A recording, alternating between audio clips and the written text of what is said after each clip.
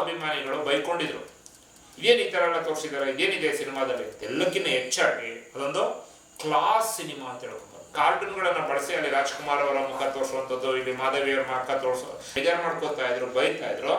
ಅವರೇ ಸಿನಿಮಾವನ್ನ ಪದೇ ಪದೇ ಪದೇ ಪದೇ ವೀಕ್ಷಣೆ ಮಾಡೋದಕ್ಕೆ ಶುರು ಮಾಡಿದ್ರು. ಸ್ಕೂಟರ್ಗಳು ಸಿಕ್ಕಾಪಟ್ಟೆ ಬರ್ತಾ ಇತ್ತು, ಕಾರ್ಗಳಲ್ಲಿ ಬರುವಂತ ಫ್ಯಾಮಿಲಿ ಮೆಂಬರ್ಸ್.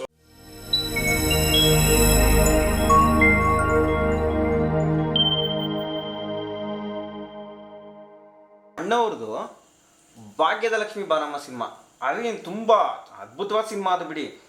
ಆಗ ಅದು ಫುಲ್ ಕ್ಲಾಸ್ ಆಡಿಯನ್ಸ್ ಅಂತಾರೆ. ಅಣ್ಣವ್ರದ್ದು ಅಂದರೆ ಎಲ್ಲ ಮಾಸು ಕ್ಲಾಸ್ ಎರಡು ಮಿಕ್ಸ್ ಆಗ್ತಿತ್ತು. ಬಟ್ ಭಾಗ್ಯದ ಲಕ್ಷ್ಮಿ ಬಾರಮ್ಮ 75 ಡೇಸ್ ಆದಮೇಲೆ ಬರೀ ಕ್ಲಾಸ್ ಆಡಿಯನ್ಸೇ ಬರ್ತಿದ್ರಂತಲ್ಲ ಸರ್, ಅದೇ ಹೇಗೆ ಅದು ಸಿನಿಮಾ ಯಾವ ರೀತಿ ಹೋಯ್ತು ಅವಾಗ? ಸರಿ, ನಮ್ಮ ಸಂಗೀತಂ ಶ್ರೀನಿವಾಸರಾವ್ ರಾಜ್ಕುಮಾರ್ ಈ ಒಂದು ಕಾಂಬಿನೇಷನ್ ಇದೆಯಲ್ಲ, ಅದನ್ನು ನಾವು ಗೇಜ್ ಮಾಡೋಂಗೆ ಇಲ್ಲ.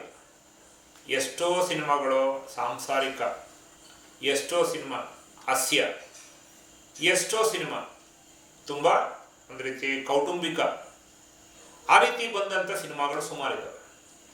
ಅದರಲ್ಲಿ ಈಗ ತಾವು ಹೇಳಿದ ರೀತಿಯಲ್ಲಿ ಭಾಗ್ಯದ ಲಕ್ಷ್ಮಿ ಬಾರಮ್ಮ ಇದೆಯಲ್ಲ, ಆ ಒಂದು ಸಿನಿಮಾ ಅದು ಕಾಮಿಡಿ ಸಿನಿಮಾ ಅಂತನೋ ಆ ಥರನೂ ಕರ್ಕೋಬಹುದು. ಸಾಂಸಾರಿಕ ನಿಜವಾಗ್ಲೂ ಕೂಡ ಅದಕ್ಕೂ ಕೂಡ ನಾವು ಟೈಟಲ್ ಕೊಡ್ಬೋದು, ಸಾಂಸಾರಿಕ ಚಿತ್ರ ಅಂತ. ಎಲ್ಲಕ್ಕಿಂತ ಹೆಚ್ಚಾಗಿ ಅದೊಂದು ಕ್ಲಾಸ್ ಸಿನಿಮಾ ಅಂತ ಹೇಳ್ಕೊಂಡು ಏನಾಗಿದೆ ಅಂದರೆ ಒಂದು ಬ್ರ್ಯಾಂಡ್ ಇದೆ ನಮ್ಮ ಒಂದು ಸಿನಿಮಾ ರಂಗದಲ್ಲಿ. ಇವತ್ತು ನಾವೇನು ಕರ್ಕೋತೀವಿ, ದರ್ಶನ್ ಅವರು ಮಾಸ್ ಹೀರೋ ಅಂತ ಹೇಳ್ಕೊಂಬರ್ತೀವಿ, ರಮೇಶ್ ಅವರು ಕ್ಲಾಸ್ ಹೀರೋ ಅಂತ ಹೇಳ್ಕೊಂಬರ್ತೀವಿ. ಈ ಕ್ಲಾಸ್ಗೂ ಮಾಸ್ಗೂ ಕೂಡ ಜನಕ್ಕೆ ಗೊತ್ತು ಡಿಫ್ರೆನ್ಸ್ ಏನಂತ. ಅದೇ ರೀತಿ ನಮ್ಮ ಭಾಗ್ಯದ ಲಕ್ಷ್ಮಿ ಬಾರಮ್ಮ ಇದೆಯಲ್ಲ, ಕೇಳಿ ಅದು ಅಣ್ಣವರ ಸಿನಿಮಾ. ಆ ಅಣ್ಣವರ ಸಿನಿಮಾ ಆ ವಾಲ್ ಪೋಸ್ಟ್ಗಳು ಬಂದಿತ್ತು, ಯಾವ ರೀತಿ ಇತ್ತಪ್ಪ ಅಂದರೆ ಈ ಕಾರ್ಟೂನ್ಗಳನ್ನ ಬಳಸ್ತಾರಲ್ಲ, ಅದೇ ಫಸ್ಟ್ ಅಂತಲ್ಲ ಅಣ್ಣವ್ರದ್ದು ಕಾರ್ಟೂನ್ ಟೈಪ್, ಲಾಸ್ಟ್ ಅದೇ ಫಸ್ಟ್. ಖಂಡಿತವಾಗ್ಲೂ ಅದನ್ನ ಹೇಳಕ್ ಹೋಗ್ತಾ ಇದ್ದೀನಿ. ಆ ಕಾರ್ಟೂನ್ಗಳನ್ನ ರೀತಿಯಲ್ಲೇ ಬಳಸ್ಕೊಂಡು ಅಣ್ಣವರ ಸಿನಿಮಾ ವಾಲ್ ಪೋಸ್ಟ್ ಬಂತು.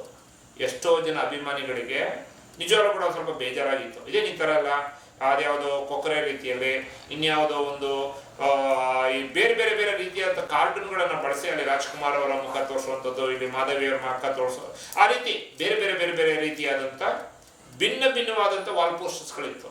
ಅದನ್ನ ನೋಡಿದಾಗ ಎಷ್ಟೋ ಅಭಿಮಾನಿಗಳು ಬೈಕೊಂಡಿದ್ರು, ಇದೇನು ಈ ಥರ ಎಲ್ಲ ತೋರಿಸಿದ್ದಾರೆ, ಇದೇನಿದೆ ಸಿನಿಮಾದಲ್ಲಿ ಅಂತ. ಸ್ಟಾರ್ಟಿಂಗ್ನಲ್ಲಿ ಬಂದಂಥ ಮಾಮೂಲಿ ನಿಮ್ಗೆ ಗೊತ್ತು ಅಣ್ಣವ್ರ ಸಿನಿಮಾ ಅಂದಮೇಲೆ ಅವ್ರ ಸ್ಟಾರ್ ಅಥವಾ ಅವರ ಒಂದು ಏನು ಫ್ಯಾನ್ಸ್ ಇದ್ದಾರೆ, ಆ ಫ್ಯಾನ್ಸ್ಗಳು ಸಿನಿಮಾಗಳನ್ನು ನೋಡ್ತಾರೆ.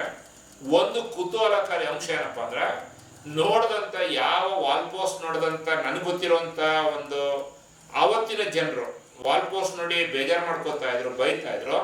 ಅವರೇ ಸಿನಿಮಾವನ್ನ ಪದೇ ಪದೇ ಪದೇ ಪದೇ ವೀಕ್ಷಣೆ ಮಾಡೋದಕ್ಕೆ ಶುರು ಮಾಡಿದ್ರು.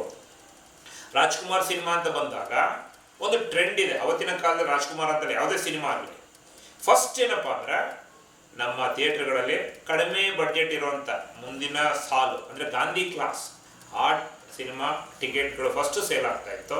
ಅದು ಮುಗಿದ ನಂತರ ಸೆಕೆಂಡ್ ಕ್ಲಾಸ್ ಟಿಕೆಟ್ ಸೇಲ್ ಆಗ್ತಾ ಇತ್ತು. ಅದು ಮುಗಿದರ ನಂತರನೇ ಬಾಲ್ಕನಿ ಟಿಕೆಟು ಸೇಲ್ ಆಗ್ತಾ ಇತ್ತು. ಯಾಕಂದರೆ ಅವತ್ತಿನ ಒಂದು ಟ್ರೆಂಡ್ ಏನಪ್ಪ ಅಂದರೆ ಜನಕ್ಕೆ ಅವರದೇ ಆದಂಥ ಫಿನಾನ್ಷಿಯಲ್ ಬಡ್ಜೆಟ್ ಏನಿತ್ತು ಅದನ್ನು ಅಡ್ಜಸ್ಟ್ಮೆಂಟ್ ಮಾಡ್ಕೊಂಡು ಬರ್ತಾ ಇದ್ರು. ಅಂದರೆ ನೀವೇ ಯೋಚನೆ ಮಾಡ್ಕೊಂಡು ಬನ್ನಿ, ಸಿನಿಮಾ ಥಿಯೇಟ್ರಿಗೆ ಬಂದು ನೋಡ್ತಂಥದ್ದು ಅಥವಾ ವೀಕ್ಷಣೆ ಮಾಡಿದಂಥ ಜನಗಳು ಒಂದು ಮಿಡಲ್ ಕ್ಲಾಸ್ ಅಥವಾ ಪೂರ್ ಕ್ಲಾಸ್ನವರು.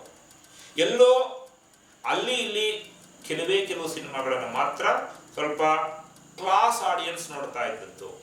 ಅಂದರೆ ನಮ್ಗೆ ಯಾಕಪ್ಪ ಕ್ಲಾಸ್ ಮತ್ತು ಈ ಒಂದು ಮಾಸ್ ಅನ್ನೋದನ್ನು ನಾನು ಹಿಂಗೆ ಬೈಫರ್ಕೇಶನ್ ಮಾಡ್ತಾ ಇದ್ದೀನಿ ಅಂದರೆ, ನಮ್ಮ ಥಿಯೇಟರ್ನಲ್ಲಿ ನಮ್ಮ ತಂದೆಯವರು ರಂಜಿ ಥಿಯೇಟರ್ನಲ್ಲೇ ಕ್ಯಾಂಟೀನ್ ಜೊತೆಗೆ ಸೈಕಲ್ ಸ್ಟ್ಯಾಂಡು ಕೂಡ ಅವರೇ ನಡೆಸ್ತಿದ್ದಕ್ಕೋಸ್ಕರ ಭಾಗ್ಯಲಕ್ಷ್ಮಿ ಬಾರಮ್ಮ ರಂಜಿ ಥಿಯೇಟರ್ಗೆ ಬಂದಿತ್ತು. ಆ ರಂಜಿ ಥಿಯೇಟರ್ನಲ್ಲಿ ಇದ್ದಂಥ ಅನುಭವದ ಮೇಲೆ ನಾನು ಹೇಳ್ತಾ ಇರೋಂಥದ್ದು, ಸಾಮಾನ್ಯವಾಗಿ ಏನಾಗ್ತಿದೆಯಪ್ಪ ಅಂದರೆ ಮಾಸ್ ಸಿನಿಮಾ ಅಂತ ಬಂದಾಗ ಸೈಕಲ್ನಲ್ಲಿ ಬರುವಂಥ ಜನಗಳು ಅಥವಾ ಸೈಕಲ್ನಲ್ಲಿ ಬರುವಂಥ ಆಡಿಯನ್ಸು ತುಂಬ ಇರ್ತಿತ್ತು. ಯಾಕಂದರೆ ಇವತ್ತೇನಾಗ್ತಿದೆಪ್ಪ ಅಂದರೆ ಪ್ರತಿ ಮನೆಗೆ ಒಂದೊಂದು ಕಾರ್ ಇದೆ. ಆದರೆ ಅವತ್ತಿನ ದಿವಸದಲ್ಲಿ ಒಂದು ಸ್ಕೂಟರ್ ಒಬ್ಬ ಇಟ್ಟಿದ್ದಾನೆ ಅಂದರೆ ಅವನೇ ದೊಡ್ಡ ಸಾಹುಕಾರ ಅಂದಾಗ ಆ ಸ್ಕೂಟರ್ನಲ್ಲಿ ಬರುವಂಥ ಜನಸಂಖ್ಯೆ ಕಡಿಮೆ ಇರ್ತಾ ಇತ್ತು. ಅಂದ್ರೆ ಅರ್ಥ, ಯಾರು ಫಿನಾನ್ಷಿಯಲಿ ಸ್ವಲ್ಪ ಸ್ಟೇಬಲ್ ಆಗಿದ್ರು ಅವರು ಸ್ಕೂಟರ್ಲ್ಲಿ ಬರ್ತಾ ಇದ್ರು. ಇನ್ನೂ ಕೂಡ ರಿಚ್ ಪೀಪಲ್ ಅಥವಾ ಕ್ಲಾಸ್ ಪೀಪಲ್ ಅಂತ ನಾವೇನು ಕರ್ಕೋತೀವಿ ಅವರು ಕಾರ್ನಲ್ಲಿ ಬರ್ತಿದ್ರು. ಅದ್ಭುತ ಅಂದ್ರೆ ಆ ಸಿನಿಮಾಗೆ ಸ್ಕೂಟರ್ಗಳು ಸಿಕ್ಕಾಪಟ್ಟೆ ಬರ್ತಾ ಇತ್ತು. ಕಾರ್ಗಳಲ್ಲಿ ಬರುವಂಥ ಫ್ಯಾಮಿಲಿ ಮೆಂಬರ್ಸು, ಫ್ಯಾಮಿಲಿಯವರು ತುಂಬಾನೇ ಬರ್ತಾ ಇದ್ರು. ಸೊ ಈ ಒಂದು ಕ್ಯಾಟಗರಿಯಿಂದ ನಾವೇನಂತ ಕರ್ಕೋತೀವಪ್ಪ ಅಂದ್ರೆ ಭಾಗ್ಯದ ಲಕ್ಷ್ಮಿ ಬಾರಮ್ಮ ಅದೊಂದು ಕ್ಲಾಸ್ ಮೂವಿ ಆಗಿತ್ತು. ಆ ಒಂದು ಸಿನಿಮಾ ನಿಜವಾಗ್ಲೂ ಕೂಡ ಅದ್ಭುತವಾಗಿತ್ತು. ನಾವು ಬೇಬೀಸ್ ಡೇ ಔಟ್ ಅಂತ ಯಾವುದೋ ಒಂದು ಸಿನಿಮಾ ನೋಡಿರ್ತೀವಿ. ಆ ಬೇಬೀಸ್ ಡೇ ಔಟ್ ಅನ್ನ ಅವತ್ತೇ ಸಂಗೀತಂ ಶ್ರೀನಿವಾಸರವರು ತಂದಿದ್ರು ಸರ್. ಆ ಸಿನಿಮಾ ನೋಡಿರ್ಬೋದು. 86ರಲ್ಲಿ ಬೇಬೀಸ್ ಡೇ ಔಟ್ ಅಂತ ಆ ಒಂದು ಏನ್ ಸಿನಿಮಾ ನಾವು ನೋಡಿ ಎಷ್ಟೋ ಲಕ್ಷ ಕೋಟಿ ರೂಪಾಯಿ ಸಂಪಾದನೆ ಮಾಡ್ತು ಆ ಒಂದು ಸಿನಿಮಾ ಇಂಗ್ಲಿಷ್ ನಲ್ಲಿ. ಯಾಕಂದ್ರೆ ವರ್ಲ್ಡ್ ವೈಡ್ ಬಂದಂತ ಸಿನಿಮಾ. ಬಟ್ ಆ ಅದ್ಭುತ ನಮ್ಮ ಕನ್ನಡದಲ್ಲೇ ಬಂದಿತ್ತು ಸರ್. ಆ ಅದ್ಭುತ ನಟ, ಆ ನಟನೆ ಎಷ್ಟು ಜನ ಇದ್ರು, ನಟ ಭಯಂಕರರು. ಅದು ಅಶ್ವಥ್ ಅವರಾಗಿರ್ಬೋದು, ಮಾಧವಿ ಅವರಾಗಿರ್ಬೋದು, ಅಣ್ಣವ್ರ ಜೊತೆಯಲ್ಲಿ, ಅದು ಬಾಲಕೃಷ್ಣ ಅವರು ಆಗಿರ್ಬೋದು.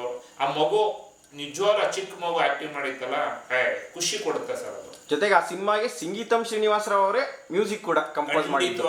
ಕೂಡ ಡೈರೆಕ್ಷನ್ ಜೊತೆಗೆ ಎಷ್ಟು ಚೆನ್ನಾಗಿರೋ 5 ಹಾಡುಗಳು, ಅದ್ಭುತವಾದ ಹಾಡುಗಳು ಕೊಟ್ಟಿದ್ದಾರೆ. ಆ ಹಾಡುಗಳನ್ನ ನಿಜವಾಗ್ಲೂ ಕೂಡ ಅದು ಹಾಡು ಅಂತಾನು ಕರಿಬಹುದು, ಅಥವಾ ದಿನನಿತ್ಯದ ನಮ್ಮ ಜೀವನದ ಶೈಲಿಯನ್ನ ಎಕ್ಸ್ಪ್ಲೇನ್ ಮಾಡಿದ್ರು ಸರ್ ಅವರು. ಹೌದು, ಇವತ್ತಿಗೂ ಆ ಸಿನಿಮಾ ಇನ್ನ 25 ವರ್ಷ 30 ವರ್ಷ ಹೋದ್ರೂ ಆ ಟೈಮ್ಗೂ ಅದು ಸೂಟಬಲ್ ಸಿನಿಮಾ ಅದು.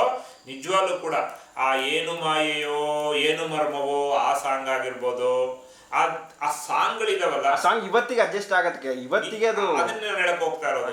ಏನು ಮಾಯೆಯೋ ಏನು ಮರ್ಮವೋ ಆ ಸಾಲುಗಳನ್ನ ಯಾವ ಮಟ್ಟದಲ್ಲಿ ಸಂಗೀತಂ ಶ್ರೀನಿವಾಸರವರು ಬರೆದ್ರು, ಕಂಪೋಸ್ ಮಾಡಿದ್ರು, ಆ ಸಿನಿಮಾಗೆ ನಿಜವಾಗ್ಲೂ ಕೂಡ ಖುಷಿ ಕೊಡುತ್ತೆ ಸರ್. ಆ ಸಿನಿಮಾ 2 ಥಿಯೇಟರ್ನಲ್ಲಿ 25 ವಾರ ಓಡಿತು ಸರ್. ಅದನ್ನು ಒಂದು ರಂಜಿತ್ ಥಿಯೇಟರ್, 2 ಥಿಯೇಟರ್ನಲ್ಲಿ 25 ವಾರ ಓಡಿತು ಸರ್.